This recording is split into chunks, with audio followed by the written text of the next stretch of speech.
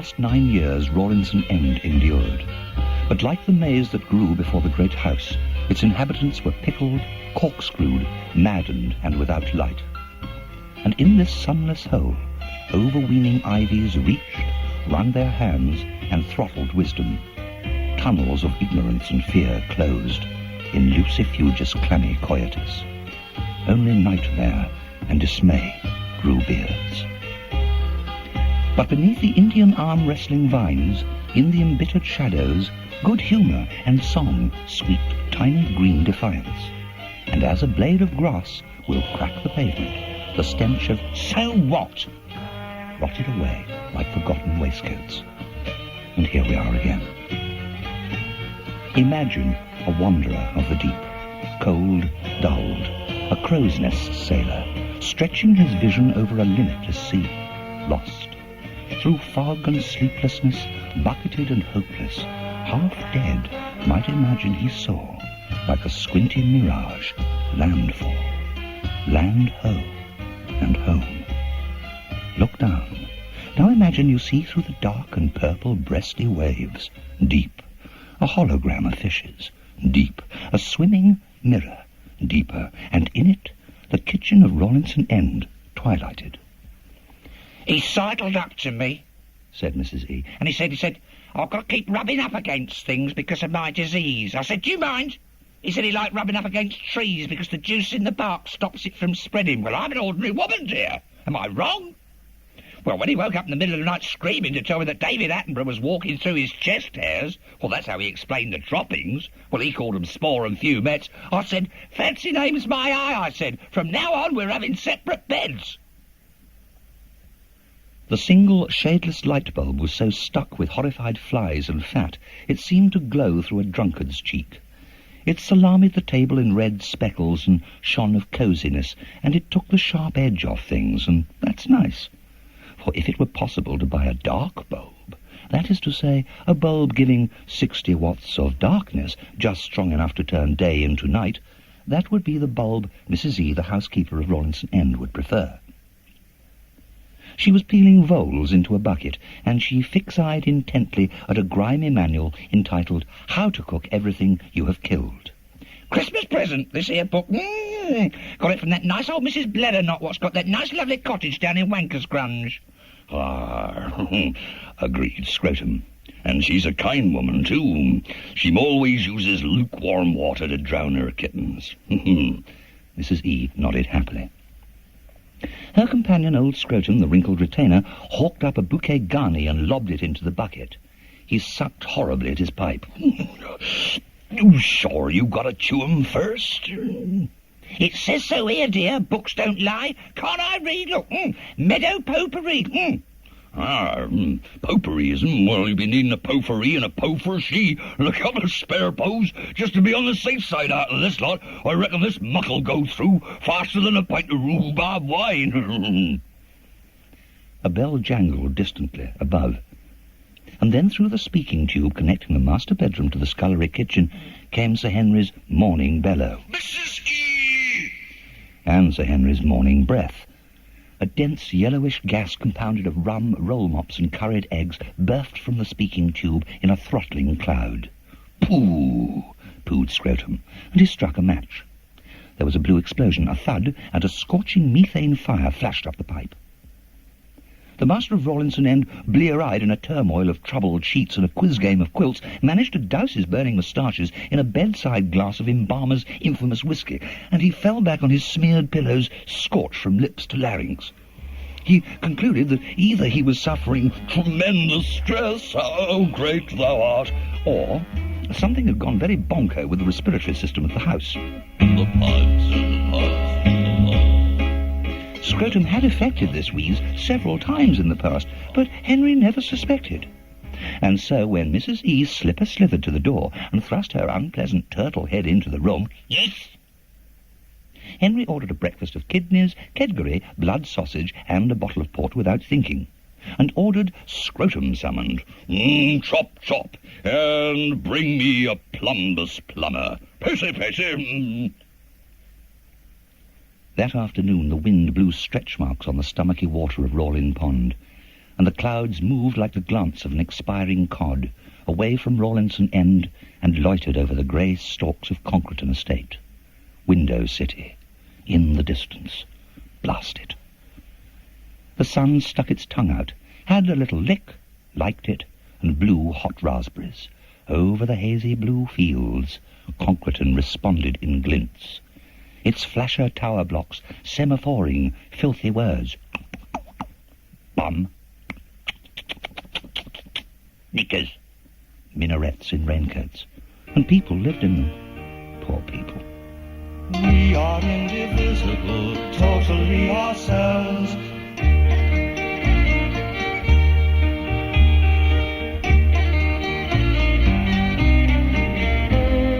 Oh, it's murder living next door. We are individuals, totally ourselves. Mostly we do not agree at all. Listen to the neighbors, listen to the neighbors. Oh, it's murder living next. Oh, it's murder living next door. The day had a burning foreign menace to it, and nothing to do with England. England cowered. It looked all wrong and embarrassed in that light. The vanishing air sneered. Great Aunt Florrie, still beautiful, in a gauzy crumple of lace and a cream spilth of chiffon, clattering with jet, stood sipping lemon tea in the conservatory.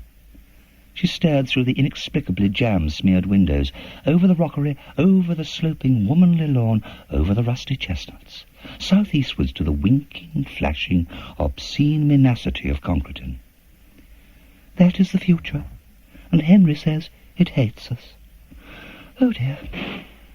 At that moment, a wild-eyed man with matted red hair dashed across the lawn and El Greco'd himself before unflappable Florrie. Sanctuary! Sanctuary! He implored. Florrie smiled sweetly through the glass. Oh, I'm afraid the ground is too cold and hard to consider a proper burial at this time of the year, she cooed. Couldn't you wait for the thaw? No? You could bury your face in your hands. It would be a start, and I've never seen that done. It's a pity you're not a Hindu, because I'm sure we could spare a few logs.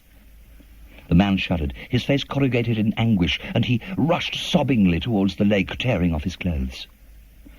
The unnervingly rapid thud, thud, thud of the rifle sounded closer now and sharper. La la, trilled Florrie. Sir Henry Rawlinson fighting a courageous retreat against overwhelming rabbits. She yawned delicately, and Mrs. E. nudged past her, carrying a large wicker basket and a boat hook.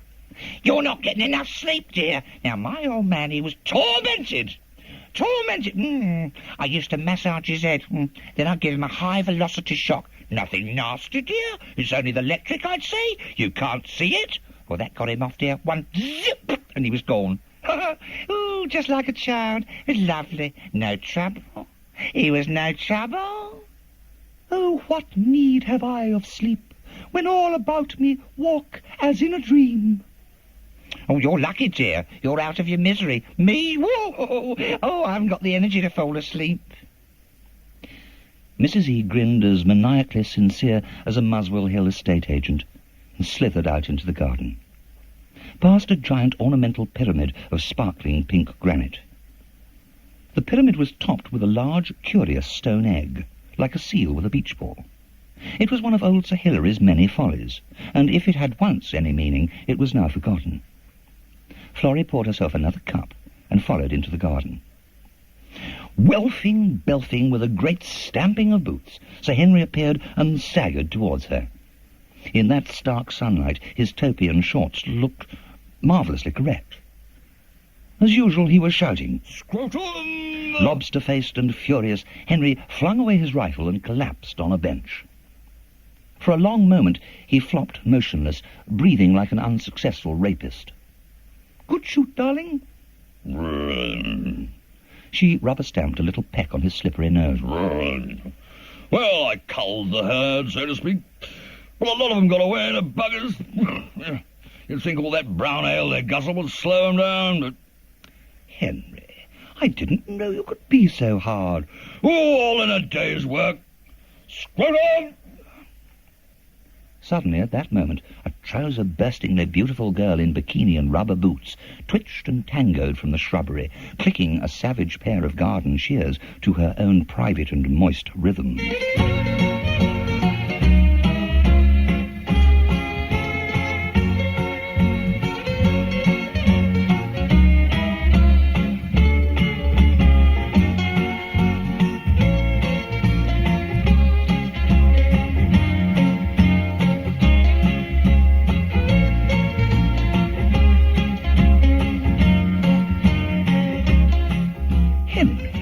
Blushing.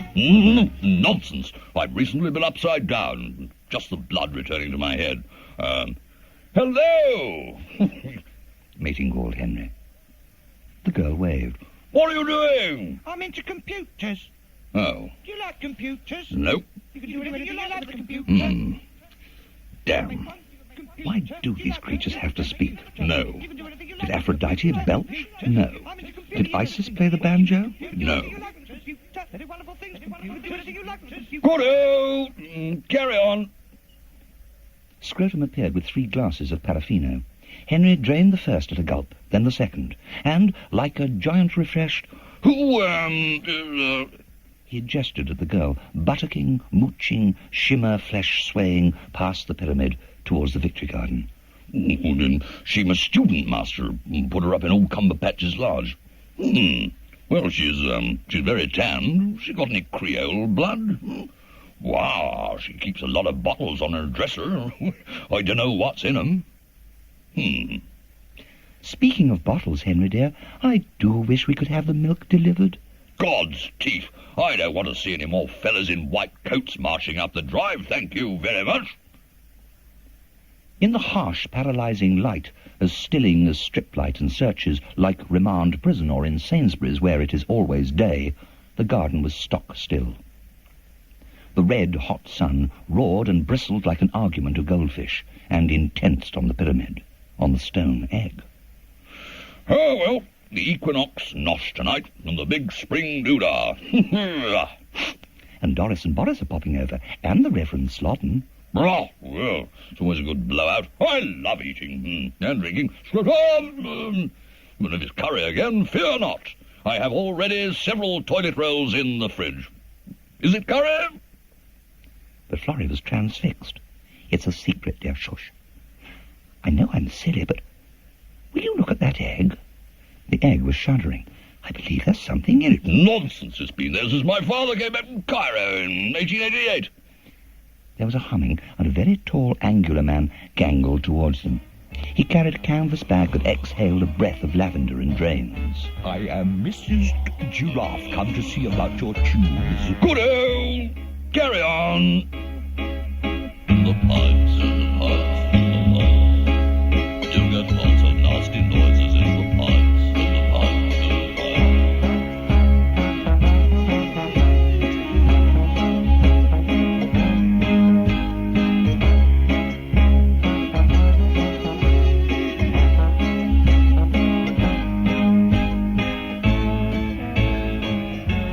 But just then the stone egg began to rock, toppled, bounced on the side of the pyramid, and cracked open on the lawn. And from it, upright on 2 uncertain legs, stepped a large green reptile. Mesozoic saurian. It turned its unblinking beaky head to the sun, and opened its mouth.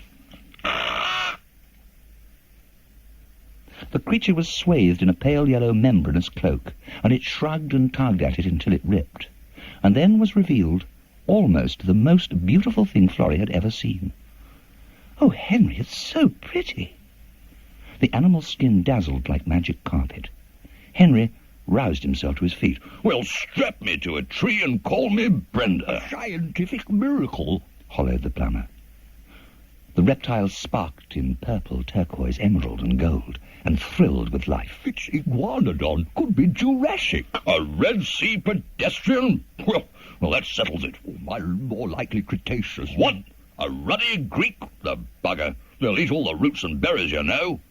Oh, Henry. What? The tenants might starve. Iguanodon is extinct. And rightly so. Extinking buggers. They'll ruin an orchard. Scrotum!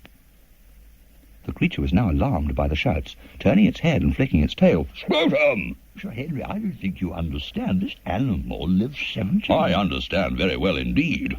There is only room for one dinosaur at Rawlinson End. Scrotum! But the old man was already at his master's side. His fez rammed tight, his face taut with anticipation, holding out the rifle. Go on, master. Knock him to ballyac. If I want your opinion, I'll thrash it out of you. Mrs. Giraffe, the plumber, was oblivious, giddy with enchantment, giggling. It's simply impossible. Oh, I don't know, chuckled Henry. It's a longish shot. Henry? No. But it was too late.